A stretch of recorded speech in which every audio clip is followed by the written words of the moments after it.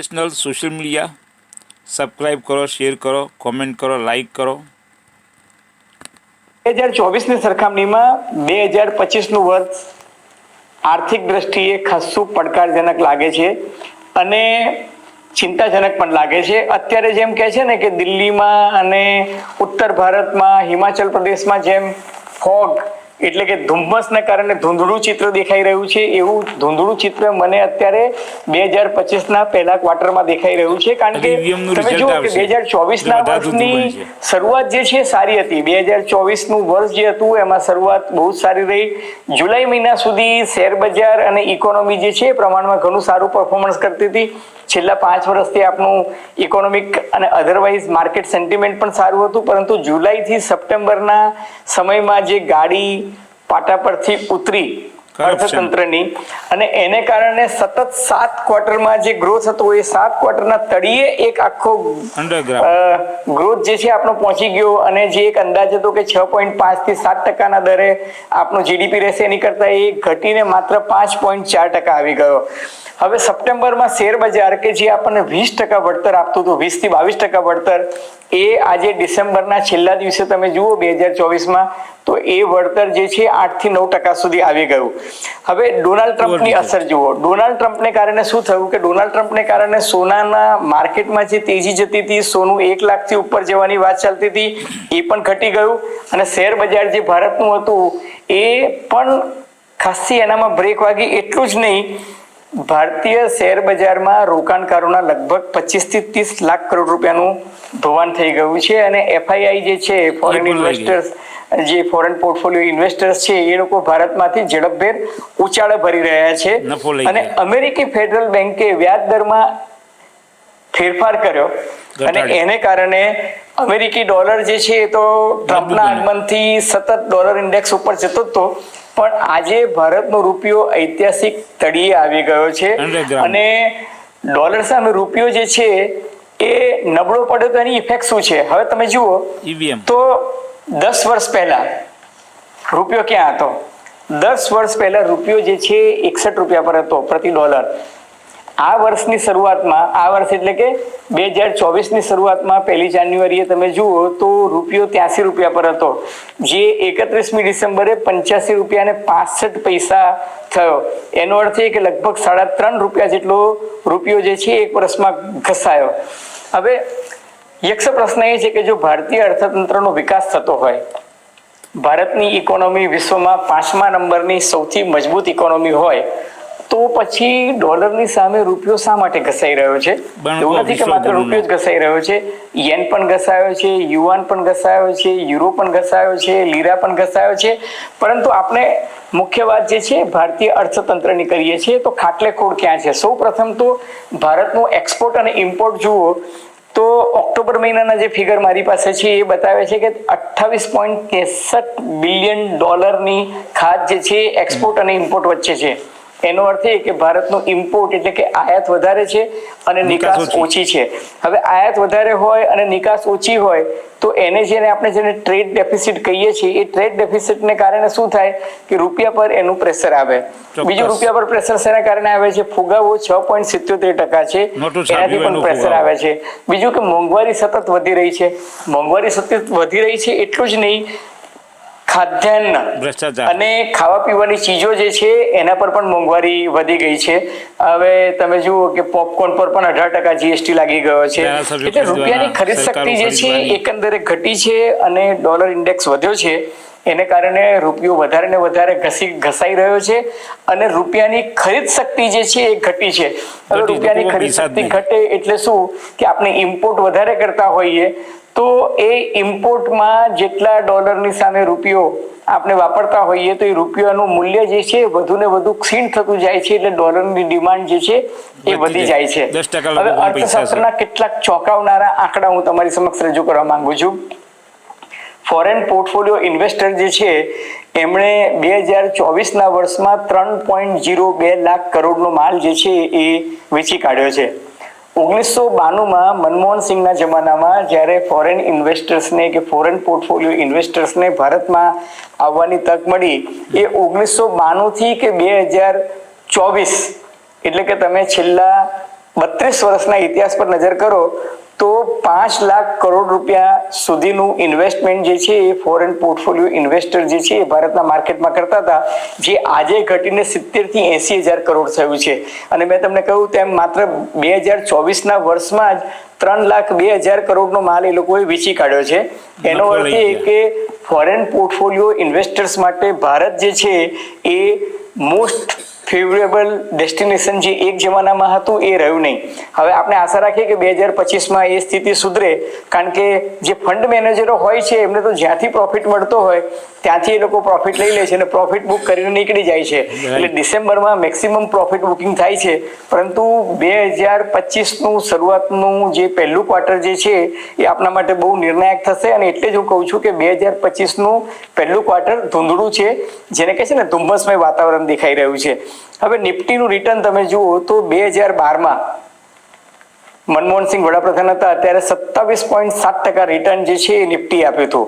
2014માં 31.4% return આપ્યું અને 2024માં આર્થિક સ્થિતિ એટલી ખરાબ છે કે નિફ્ટીનું રિટર્ન જે છે એ વર્ષના અંતે 8.8% આવ્યું છે. એનો અર્થ એ કે 2023 કરતા પણ આ વખતે શેર બજારનું પરફોર્મન્સ જે છે એ ભારતમાં ખરાબ રહ્યું છે અને એ આંકડા પરથી ઉડીને આંખે વળગે છે. આ મારા આંકડા નથી, આ પબ્લિકમાં ઉપલબ્ધ ફિગર્સ છે. હવે રાજકોષીય ખાધની વાત કરીએ તો ભારતની રાજકોષીય ખાધ ગત વર્ષની સરખામણીમાં 2024માં એટલે કે 2023ની સરખામણીમાં 2024માં વધીને 8.5 લાખ કરોડ થઈ છે. અને ગવર્મેન્ટ સ્પેન્ડિંગ ઘટ્યું છે, કેપિટલ એક્સપેન્ડિચર ઘટ્યું છે. બજેટમાં જે 11 લાખ કરોડનો એક્સપેન્ડિચરનો જે એક લક્ષ્યાંક કે જેને ગોલ આપવામાં આવ્યું હતું એની સરખામણીમાં માત્ર 46.2% ખર્ચ થયો છે. એટલે ઇન્ડસ્ટ્રીઝની ડિમાન્ડ છે કે સરકાર તરફથી જે કેપિટલ એક્સપેન્ડિચર થવું જોઈએ ને કેપેક્સ વધવું જોઈએ તો જ માર્કેટનું સેન્ટિમેન્ટ ફરી પાછું સુધરશે. હવે યક્ષ પ્રશ્ન એ છે કે ગ્લોબલ ઇન્વેસ્ટમેન્ટ અને ગ્લોબલાઇઝેશનનો જે માહોલ છે એમાં ગ્રોથ આ વર્ષે માત્ર ભારતમાં જ નહીં સમગ્ર વિશ્વમાં ગ્રોથ જે છે એ ઘટશે. કેટલાક દેશોમાં તો મંદી અને મહામંદી આવે એવી પણ સંભાવના નકારાતી નથી. એના બે કારણ છે. એક જીઓપોલિટિકલ હું જ્યારે કહું છું ત્યારે ભૌગોલિક અને રાજકીય કારણ છે અને બીજું ગ્લોબલાઇઝેશન એટલે વૈશ્વિકીકરણ. હવે તમે જુઓ કે 2024નું વર્ષ હતું ને એમાં તો ચીન અને તાઇવાન વચ્ચે સંઘર્ષ કહો કે ઘર્ષણ કહો એ નાના મોટા થતા રહેતા હતા. પરંતુ રશિયા અને યુક્રેન વચ્ચેનું યુદ્ધ જે છે એ ભયંકર હદે વકર્યું હતું. એ જ રીતે ઇઝરાયલ અને મધ્ય પૂર્વમાં તમે જુઓ ઇઝરાયલ અને પેલેસ્ટાઇન, ઇઝરાયલ અને ગાઝા બોર્ડર, ઇઝરાયલ અને લેબેનોન, ઇઝરાયલ અને સિરિયા, ઇઝરાયલ અને ઈરાન, હુથી ત્રાસવાદીઓ, હમાસના ત્રાસવાદીઓ, હિઝબુલ્લા વચ્ચે, એટલે ટૂંકમાં મધ્ય પૂર્વમાં જે છે સંપૂર્ણપણે અશાંતિનો માહોલ રહ્યો હતો. દુનિયામાં 44 જેટલા દેશોમાં અત્યારે નાના મોટા યુદ્ધ જે છે એ ચાલ્યા કરે છે.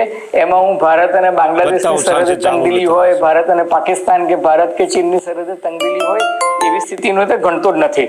પરંતુ યક્ષ પ્રશ્ન એ છે કે 2025ના પહેલા ક્વાર્ટરમાં ટ્રમ્પ છવાયેલા રહેશે સમગ્ર વિશ્વના અર્થતંત્ર પર. એનું મુખ્ય કારણ એ છે કે 20મી જાન્યુઆરીએ જ્યારે એ શપથ લેશે ત્યાર પછી પહેલા જ દિવસે કહેવાય છે કે બહુ જ આમૂલચૂલ પરિવર્તન જે છે એ કરવાના છે. હવે જો આમૂલચૂલ પરિવર્તન કરે પછી ઇમિગ્રેશનમાં હોય કે ટેરિફમાં હોય કે ટ્રેડની કન્ડિશનમાં હોય તો એને કારણે અમુક દેશો છે એ તો ચૂપચાપ ટ્રમ્પની દાદાગીરી કે નાગાઈ સહન કરી લેશે, પણ ચીન છે એ લડવાના મૂડમાં છે.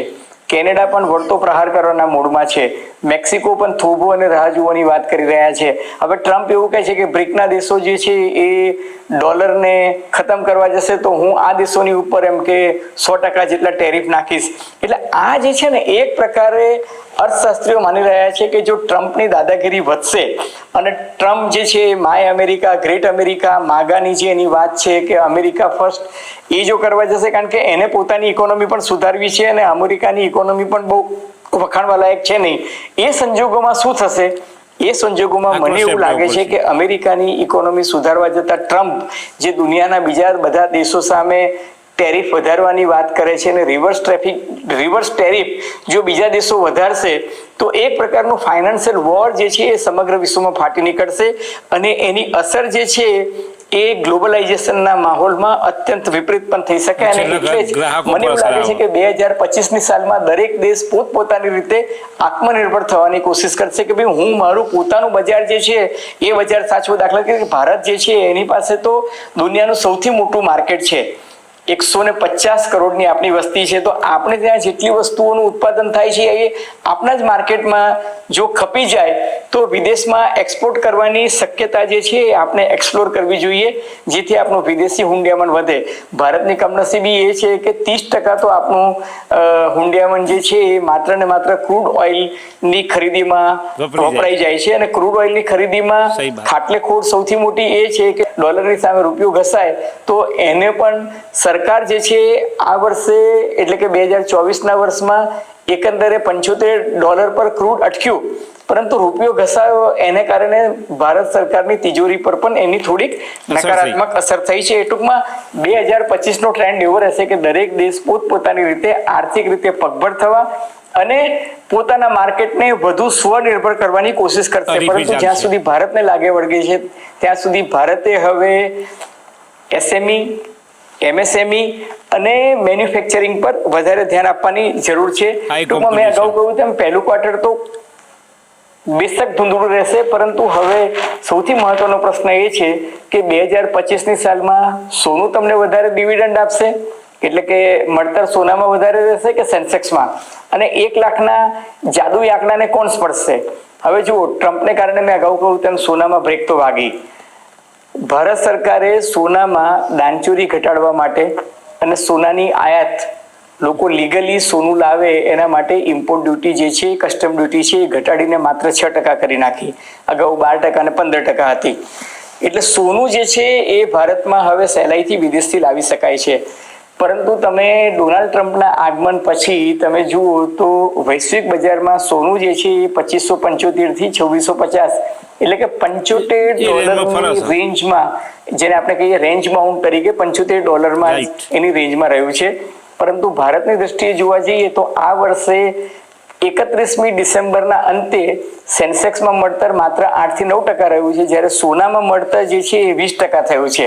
એટલે 2025ની સાલમાં સોનામાં ઇન્વેસ્ટ કરવું કે શેર બજારમાં ઇન્વેસ્ટ કરવું તમે તમારા તજજ્ઞોને પૂછીને જ નિર્ણય લેજો. પરંતુ એક વસ્તુ ચોક્કસ છે કે પિક્ચર અભી બાકી હે મેરે દોસ્ત.